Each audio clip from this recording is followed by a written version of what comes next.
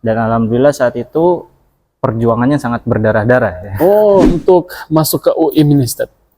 Itu berapa kali tes, Ustaz, beliau bisa masuk?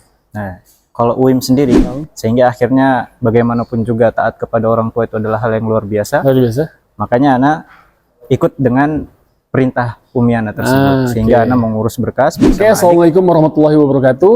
Alhamdulillahirabbil alamin, kita dipertemukan kembali di tempat ini. Alhamdulillah, ini adalah pertama kali kami mengadakan bincang-bincang bersama Ustadz Ibnu Lail, salah satu pembimbing El-Fatah Tim.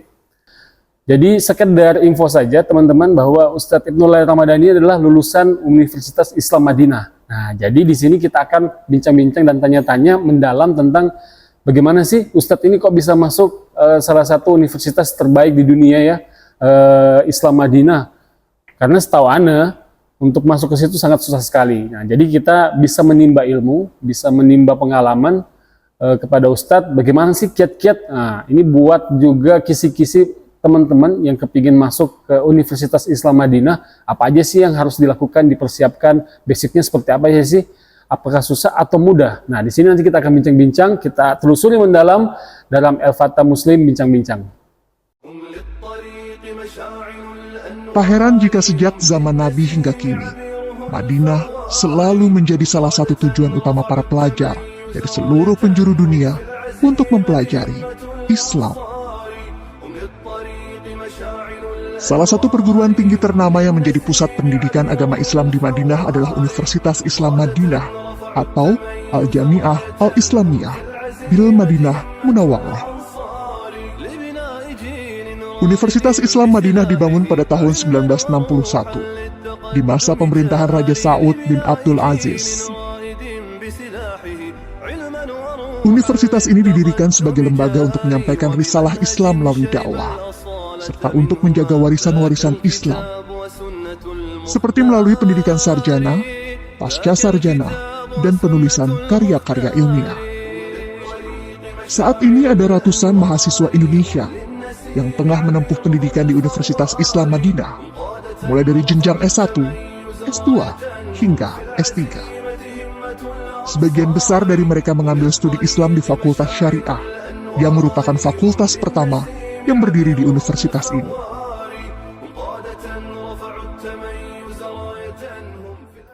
Oke Ustadz, Ana mau nanya nih Ustadz, antum sebenarnya sekolahnya di mana Ustadz? Untuk sekolah, jadi dulu sempat mondok ya, Mondok ya, pesantren di Imam Bukhari Solo. Imam Bukhari Solo. Tapi apa Ustadz?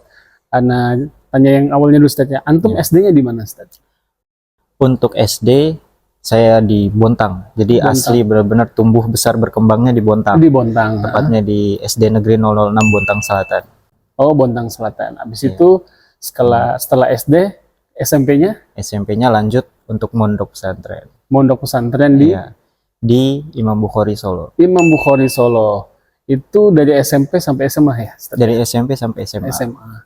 Berarti kurang lebih berapa tahun ya Ustadz? Kurang lebih 7 tahun. Kenapa 7 tahun? Karena jadi 6 tahun masa sekolah dari SMP sampai SMA, 1 tahunnya untuk pengabdian. Oh, 1 tahun pengabdian. Jadi sebenarnya sekolah setelah SMP di Imam Bukhari itu sama seperti sekolah biasa, SMP 3 tahun, SMA 3 tahun, totalnya 6 tahun, cuma digabung jadi satu Ustadz ya. Di dalam satu pesantren itu ya. Jadi dalam satu pesantren. Satu pesantren itu, habis itu lanjut 1 tahun pengabdian. Ya, masa mengabdi 1 tahun. 1 tahun masa pengabdian. Itu masa pengabdiannya di mana Ustadz? 1 tahun mengabdi di Pondok Pesantren Imam Bukhari juga. Oh, Imam Bukhari di juga. dalam juga. Oh, di dalam juga. Ya. Itu ngapain aja Ustadz kalau boleh tahu? Jadi kalau di dalam masa mengabdi itu kita belajar bagaimana caranya mengajar, kemudian bagaimana caranya kita mengampu sebuah halakoh hafalan, ya, kemudian bagaimana caranya kita membantu untuk mengurus santri, mengurus yang ada santri di dalam pondok pesantren. Jadi 1 tahun pengabdian itu sebenarnya ini Ustadz ya, tapi ini ijazahnya udah ada Ustadz? Ijazah sudah dapat. Jadi kita sudah lulus, sudah ada ijazah pondok, kemudian ijazah negara juga. Ijazah negara juga. Ya, jadi kemudian 1 tahun untuk mengabdi. 1 tahun mengabdi. Ya, seperti itu. Mau nanya Ustadz, untuk di pesantren tadi itu selain belajar agama, belajar apa aja Ustadz ya? Kalau di Imam Bukhari sendiri juga ada pelajaran umum seperti matematika, kemudian bahasa Inggris, bahasa Indonesia, dan yang lain sebagainya. Sebenarnya ini pesantren itu bukan melulu tentang agama, Ustadz ya? Iya, kita tetap juga ada pembelajaran umum. Pembelajaran umum. Oke Ustadz, next ya. Pertanyaan selanjutnya. Setelah dari Imam Bukhari, Ustadz, antum bagaimana kok bisa masuk ke Universitas Islam Madinah? Adakah jalur-jalur yang harus dilaluin? Sebelum ke Universitas Islam Madinah dulu ya. Jadi begitu Ana selesai di Imam Bukhari, Ana itu sempat berkuliah di Lipia Jakarta. Oh, Lipia Jakarta. Sempat kuliah dulu. Sempat kuliah dulu di Lipia Jakarta. Selama kurang lebih 2,5 tahun. 2,5 tahun. Jadi kalau di Lipia itu ada namanya program Iqdad dahulu. Itu untuk mempersiapkan bahasa Arab. Kemudian ada program Takmili untuk menyempurnakan supaya kita lebih mudah nanti untuk di jenjang S1-nya atau marhala syariah. Nah, kemudian alhamdulillah saat itu ketika marhala Iqdad itu yang harusnya 2 tahun, tapi Ana meloncat. Jadi hanya 1 tahun saja. Ya, melewati program dari kampus sendiri. Jadi untuk menguji seberapa jauh sebenarnya mahasiswa ini seharusnya dia berada di marhala yang berapa. Nah, kemudian setelah menyelesaikan Iqdad 1 tahun, kemudian takmil 1 tahun, alhamdulillah saat itu ada tes dari ujian untuk masuk S1 atau kuliah syariah, yang mana saat itu mungkin jumlah pendaftar sangat banyak, mungkin ada ratusan orang. Ya. Dan yang diterima hanya 1 kelas. 1 kelas. Dan itu jumlahnya 60 orang.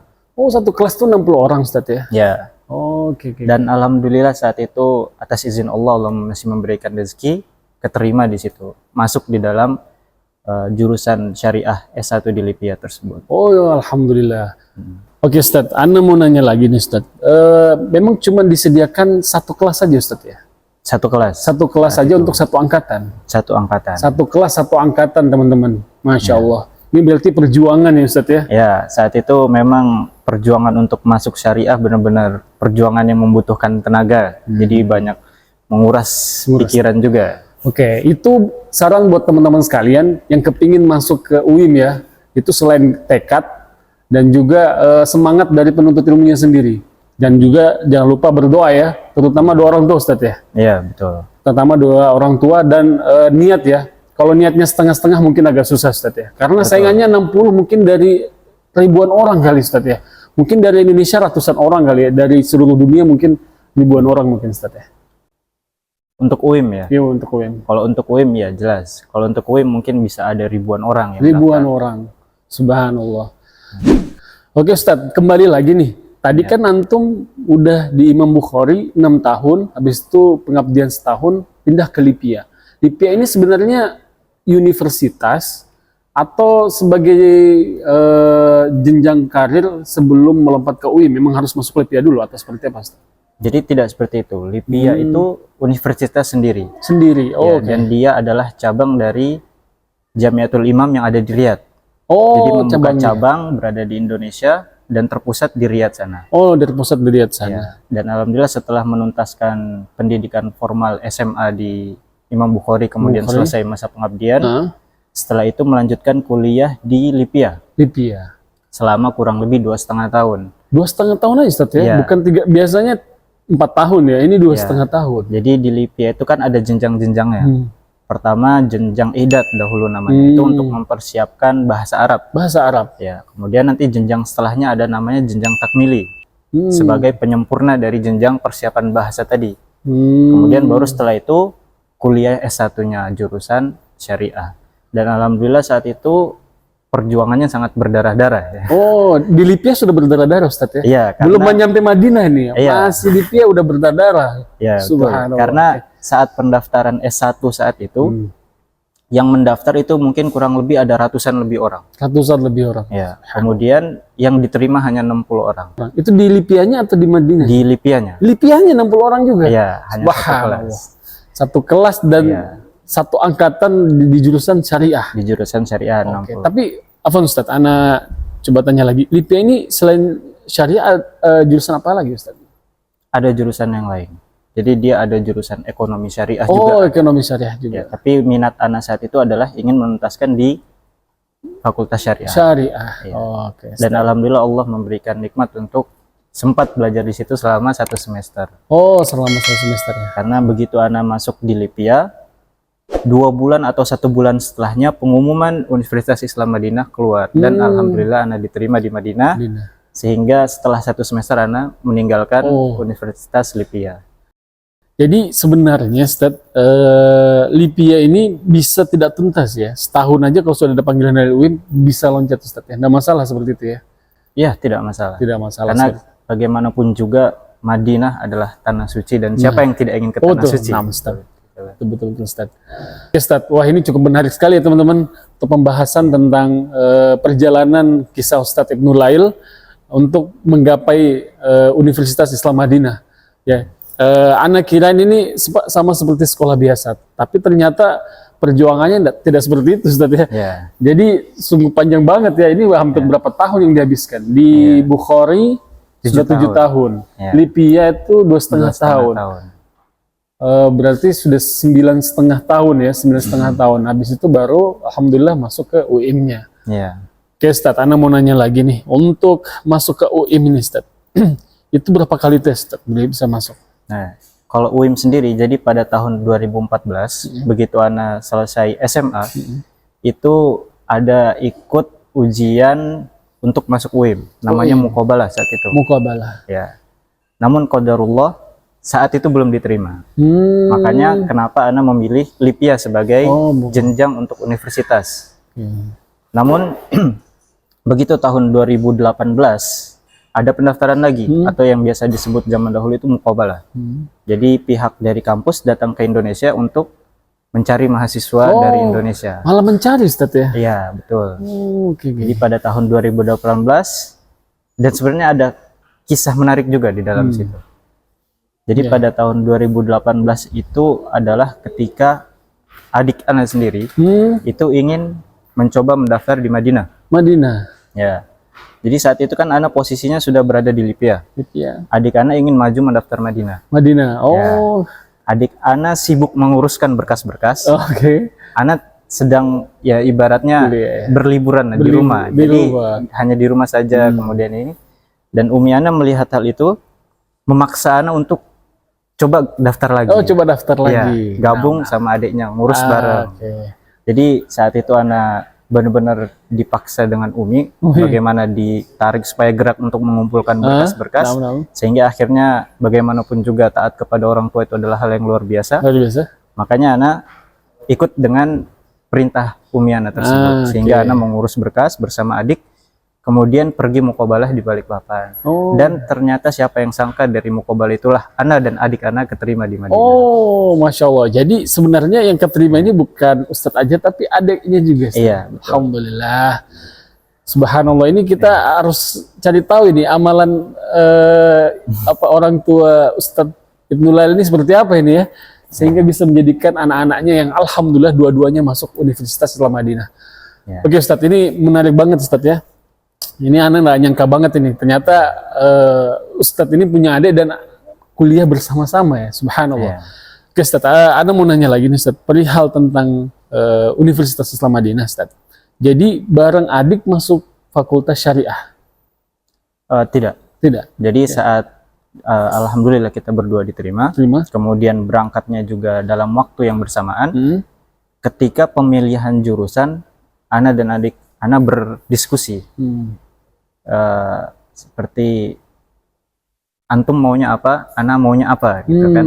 Jadi supaya tidak sama jurusannya. Jadi paling tidak Ana mengambil di suatu bidang, adik Ana di suatu bidang. Jadi agar saling melengkapi. Oh, jadi sebenarnya udah ini ya. Iya, jadi sebenarnya mungkin karena di pikiran Ana sebenarnya bisa aja jadi satu kan. Oh iya, bisa. Cuma satu. Bagaimana kalau ada yang beragam, jadi iya, betul. Saling melengkapi satu sama lain. Ya. Kalau boleh tahu adik antum fakultas apa Ustaz?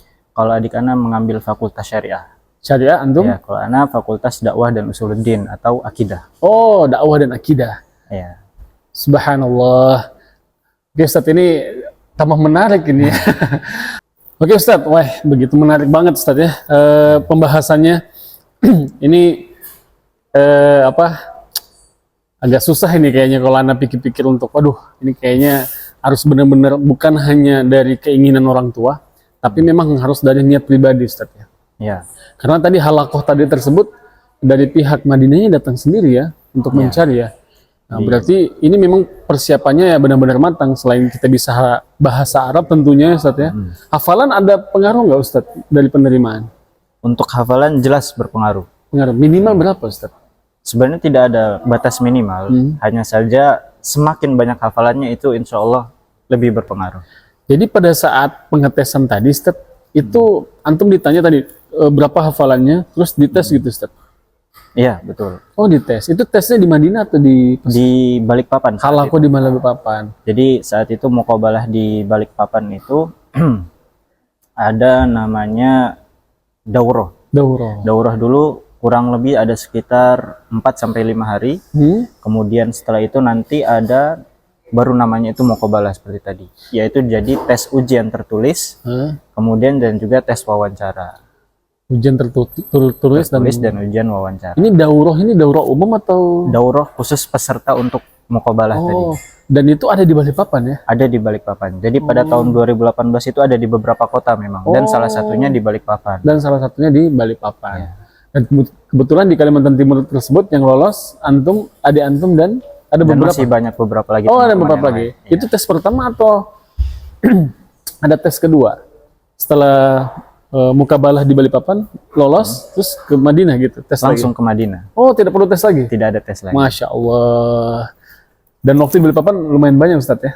Saat itu pesertanya banyak. Lumayan banyak ya, subhanallah. Kita langsung loncat ke Madinah, Ustaz. Di sana berapa tahun, Ustaz, kuliahnya? 4 tahun. 4 tahun. Oh, jadi 4 tahun ya? 4 tahun, sama dengan kuliah di Indonesia. Sama dengan kuliah di Indonesia, sama aja di kuliah di Indonesia. 4 tahun. Dan itu enggak kayak ini, Ustaz ya, Pak? Kayak kuliah di Indonesia, Ustaz. Maksudnya ada yang ngedrop juga nggak, Ustaz ya? Ngedrop. Drop out. Ada juga yang drop ya. Itu kira-kira nggak tahan atau nggak lulus atau gimana, Ustaz? Itulah qadarullah ya. Jadi mungkin ada yang sering mengabsen di kelas, jadi sering bolos di kelas, atau mungkin karena faktor-faktor dan sebab-sebab yang lain.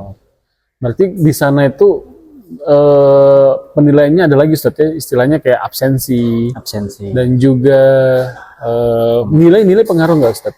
Pengaruh. Jadi beberapa mata pelajaran kalau tidak mencapai dari nilai yang seharusnya yang sudah ditetapkan, bisa saja mengulang pada semester yang akan datang. Oh, jadi istilahnya bisa ngulang, tapi ada batasnya nggak, Ustaz? Ada. Jadi dalam batasan itu tidak boleh lebih dari 4 tahun. Tidak boleh lebih dari 4 tahun.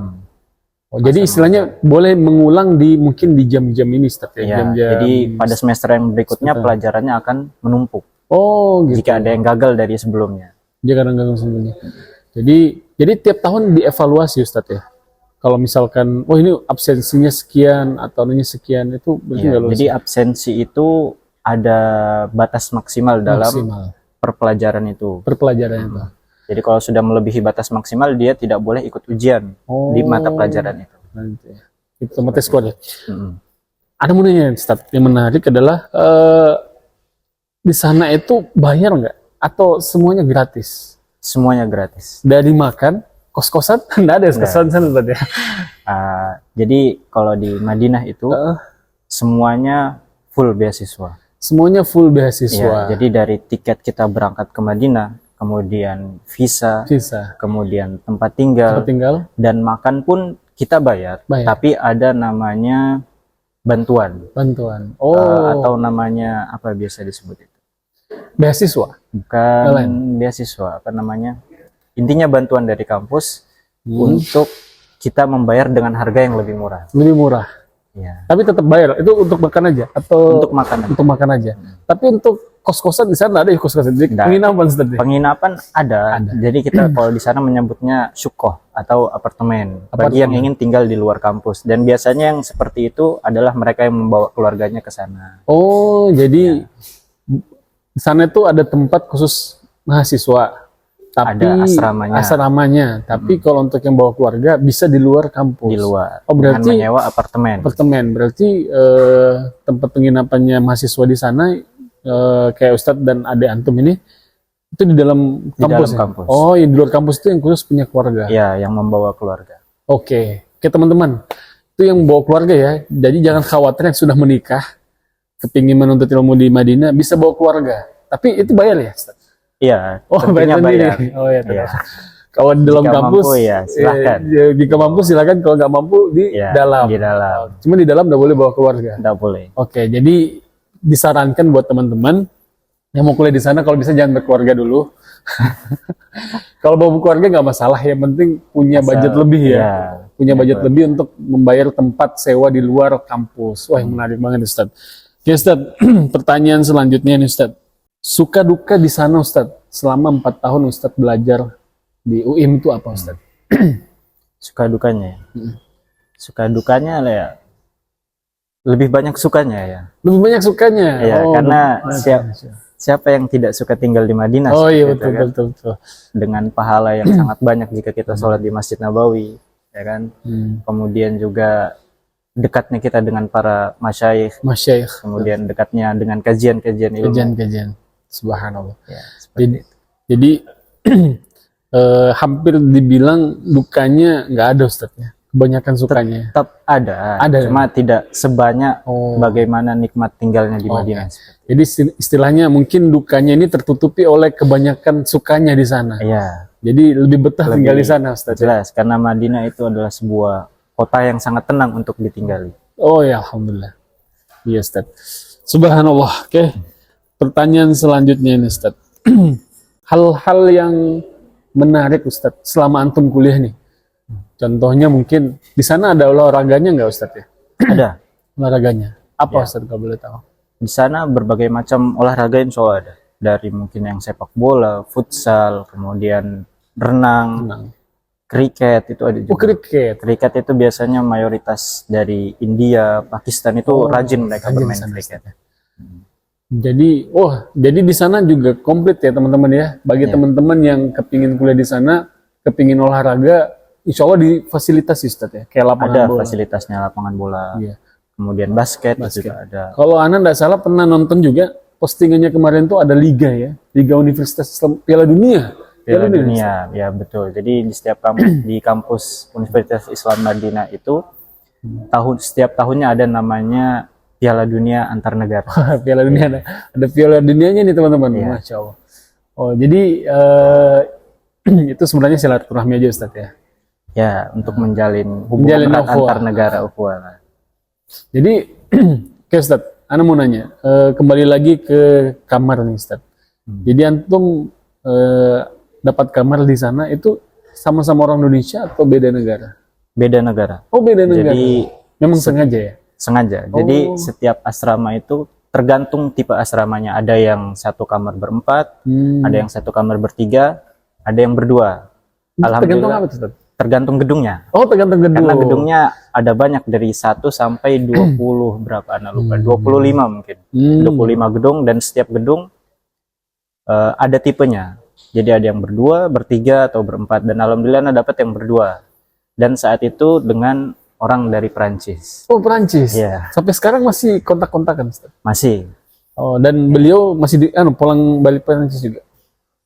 Saat ini masih di Madinah. Oh saat ini masih Madinah? Iya, karena waktu itu beliau mengambil persiapan bahasa dulu 2 tahun. Oh. Jadi tidak langsung memulai kuliah. Oke. Afwan, Ana kembali lagi. Antum kuliah di Madinah dari tahun berapa? Tahun 2018. 18 sampai tahun 2023. 2023. 2023. Oh, 18 ke 23 ya. Iya. Ya kurang lebih hampir 4 tahun lebih Ustaznya di sana. Ya, kurang lebih mau hampir 5 tahun ya. Karena Hampir ada 5 tahun. terpotong cuti juga karena corona. Kan? Oh ya, karena Covid waktu itu ya. Oke, alhamdulillah Ustaz. Jadi setelah lulus dari Madinah itu dapat ijazah dan gelar Ustaz ya. Iya. Iya, gelarnya apa itu Ustaz kalau boleh Untuk tahu? saat ini BA. BA itu BA singkatannya itu apa Ustaz? Bachelor of Art. Bachelor of Art. of Art. Art ya. Iya. Seni. Lain. Ya, tapi di Bachelor of Art itu di bawahnya ada perkuliahan yang mempelajari agama. Itu masuk di dalamnya BA itu tadi. BA tadi ya. Iya. Jadi buat teman-teman siapa tahu mendapatkan atau ada ceramah ya. Kebetulan ustadznya di belakangnya ada BA-nya. Nah, ini memang satu-satunya dari Madinah yang kasih gelar BA di belakang. Kampus Saudi secara umum. Secara kampus secara umum itu Yang kemungkinan berada di Arab Saudi. Dari Arab Saudi. Kemungkinan dari lulusan dari Arab Saudi. Arab Saudi. Seperti itu, oke. Dulu kalau nggak salah LC ya, tapi Ya, sekarang dulu sempat LC, kemudian diganti dengan BA. BA. Oke, Ustaz. Oke, teman-teman, ini menarik banget ya pembahasannya tentang Ustaz Ibnu Lail. Sebenarnya masih banyak yang kita ingin bahas ya, karena insya Allah waktunya juga terbatas. Nanti kita akan bahas lagi di part kedua. Insya Allah nanti kita dengan Ustaz Ibnu Lail. Ini pembahasannya sangat menarik sekali. Banyak sebenarnya yang ingin ditanyakan, cuman karena keterbatasan waktu, jadi kita cukupkan sampai di sini. Insya Allah nanti kita akan lanjutkan di part 2-nya. Oke Ustaz, jazakallah khair atas berbagi ilmunya. Insya Allah nanti kita akan kita akan sharing lagi tentang pengalaman antum di Universitas Islam Madinah di konten El-Fatah selanjutnya. Saya harapkan buat teman-teman jangan lupa like, subscribe, dan share video tayangan ini. Semoga channel El-Fatah Muslim ini bisa berkembang dan kami bisa terus memberikan podcast-podcast menarik atau info-info menarik bukan hanya olahraga tetapi juga dengan dakwah. Oke, Ustaz, terima kasih banyak atas kunjungan antum. Semoga insya Allah nanti next kita bisa diskusi lagi. Insya Allah. Oke, terima kasih teman-teman. Assalamualaikum warahmatullahi wabarakatuh.